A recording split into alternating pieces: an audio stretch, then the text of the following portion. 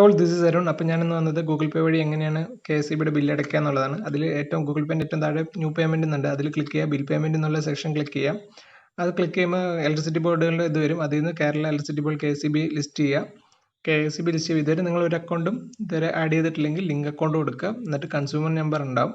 ആ നമ്പർ നിങ്ങളുടെ ഇലക്ട്രിസിറ്റി ബില്ലിൽ ഉണ്ടാവും. ആ നമ്പർ അടിക്കുക. അതിനുശേഷം താഴെയുള്ള നമ്പർ ഉണ്ട് അക്കൗണ്ട് നെയിം എന്നുള്ളത്. അത് ശരിക്കും എന്ന് പറഞ്ഞാൽ ഒരു ഓപ്ഷനാണ്.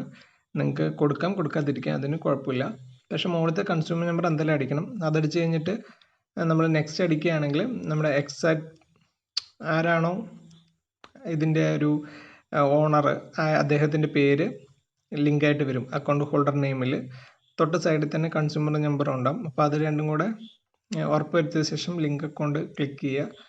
അപ്പോൾ നിങ്ങളുടെ അക്കൗണ്ട് ഇവിടെ ലിങ്ക് ആയി കഴിഞ്ഞു. നിങ്ങളുടെ ലേറ്റസ്റ്റ് ഇലക്ട്രിസിറ്റി ബില്ല് എത്രയാണോ അത് ഇവിടെ വന്നിട്ടുണ്ടാവും. നേരെ ബില്ലടിക്കുക, പേയ്മെൻറ്റ് ചെയ്യുക.